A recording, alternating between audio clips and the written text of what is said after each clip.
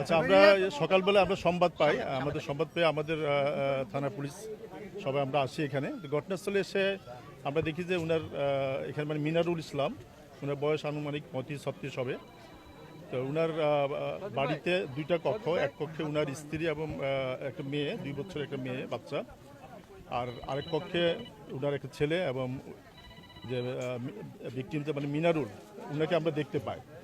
তো এখানে যেটা দেখা হচ্ছে যে স্ত্রী এবং যে ছোট বাচ্চাটা তারা যে কক্ষে আছে পাশের রুমে, সেখানে তাদের গলাতে মানে শ্বাসরোধ করে হত্যা করা হয়েছে মনে আমাদের কাছে প্রাথমিকভাবে মনে হচ্ছে। আর পাশের রুমে যেখানে উনি থাকতো ওখানেও ওই খাটের মধ্যে উনার ছেলেকে আমরা দেখতেছি, সে মৃত অবস্থায় আছে, সেও মানে শ্বাসরোধ করে হত্যার মতো মনে হচ্ছে। এবং ভিকটিম যিনি অর্থাৎ মিনারুল, উনি ফ্যানের মধ্যে ঝুলিয়ে নিচে একটা মানে আছে চেয়ার আছে, ঝুলিয়ে আত্মহত্যা করছে প্রাথমিকভাবে মনে হচ্ছে। আর কক্ষে একটা চিরকুট পাওয়া গেছে, চিরকুটে উনি ঋণগ্রস্ত এবং আর্থিক অনটন এই কথাগুলো লেখা আছে। তো আমাদের সিআইডির ফরেন্সিক টিম এবং পিবিআই ওনারা আসছেন, ওনারা ক্রাইম সিনের আগে ছবি বা আলামতগুলো সংগ্রহ করবে, করার পরে আরও আমরা বিস্তারিত জানতে পারবো যে আসলে অ্যাকচুয়াল কারণটা কী। হ্যাঁ, সেটাই মনে হচ্ছে, যদিও স্ত্রী, তার ছেলে এবং শিশু কন্যা সবাইকে আমাদের কাছে মনে হচ্ছে যে এটা শ্বাসরোধ করে হত্যা করা হয়েছে। এবং ছেলের গায়ে একটা গামছা মতো পেঁচানো আছে। আর ওনাদের নিথর দেহগুলা দুইটা রুমের মধ্যে খাটের মধ্যে আছে। আর ভিকটিমকে ফ্যানে ঝুলানো অবস্থা আমরা দেখতে পাই। তো আমরা এখনও ওনাকে নামানো হয়নি, ক্রাইম সিন আলামতগুলো সংগ্রহ করার পরে নামানো হবে। নামানো হলে পোস্টমর্টম করা হবে। মনে হয় ঘাতক হতে পারে যে ধারণা করা, এটা সম্ভব কিনা আসলে, কারণ ঘুমন্ত অবস্থায় কিনা হয়েছে নাকি আপনাদের অ্যানালাইসিসটা কি? না, দরজা তো মানে বন্ধই ছিল, দুইটা দরজা বন্ধ ছিল। পরবর্তী সকালবেলা ওনারা যে একটা দরজা, ওটা টিনের দরজাটা দিয়ে ওনারা পরবর্তীতে ওই দেখতে পায় যে এখানে মৃত অবস্থা আছে। তো আমাদের কাছে মানে প্রাথমিকভাবে এটা আত্মহত্যা মনে হচ্ছে, বাট আমরা আরও ওনার পোস্টমর্টেম বা অন্যান্য ইনভেস্টিগেশনগুলো করলে আমরা শিওর হতে পারবো এর পিছনে অন্য কোনো কারণ আছে কিনা। আর মেম্বাররা যেটা বলছিল, মেম্বাররা বা স্থানীয় যেটা বলছিল এখানে জুয়ার কিছু বিষয় থাকতে পারে, এরকম কোনো তথ্য পাওয়া গেছে না, জুয়ার বিষয়গুলো এখনো আমরা নিশ্চিত না, কারণ সেটা হয়তো ওনার যদি কোনো ওরকম থাকে, অভ্যাস থাকে, সেটা আমরা জানি না। বাট ওনার যে সিরকুটটা আছে, আমি ওনার আত্মীয়স্বজন বা যারা আছে তাদের কাছে আমি শুনলাম, তারাও বললো যে সিরকুটের লেখাটা ওনারই। তো ওনার লেখা যেহেতু উনি নিজের আর্থিক অবস্থা, ঋণগ্রস্ততা এগুলো তো উল্লেখ করছে। তো আমরা আরও আমাদের হয়তো ইনভেস্টিগেশনের পরে বা ফরেন্সিকে আমাদের ক্রাইম সিনের আলামত সংগ্রহের পরে ওগুলো আরও যদি আমরা ইনভেস্টিগেশন করে রিপোর্ট পাই, তাহলে হয়তো আরও নিশ্চিত হওয়া যাবে।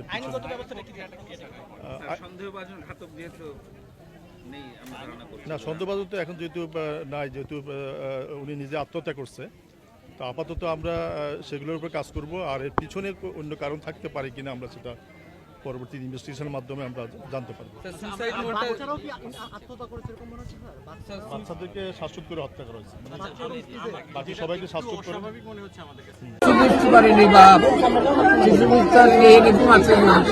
ছেলেপেলে সব ঘরে ঘুমাচ্ছে, আর কিছু বুঝতে পারেন আগে করেছিলাম পরে আর কবে কবে কি ঋণ করেছে আমি ভালো মতন বুঝতে পারবো না। অল্প কটা ঋণের কথা জানিয়ে মাসে কটা টাকা পাবো। হ্যাঁ, মাসে। আপনার কে হয়? ছেলে হয়? আর কে কে ছিল বাসায়? আর কে কে ছিল ছেলে? ঘরে তিন চারজন ছিল। তো ঘরে শুন চতুর্দিক চট্টগ্রামের দিকে ঘরে ঢুকতে পারে। কি মনে করছেন আপনি?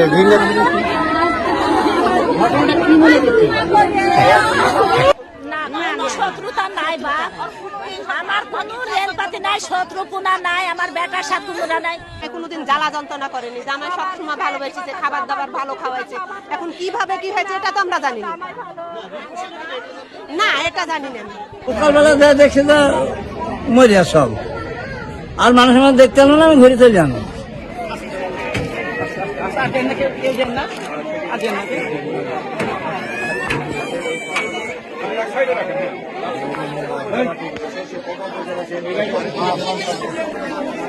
আমরা দেখিনি।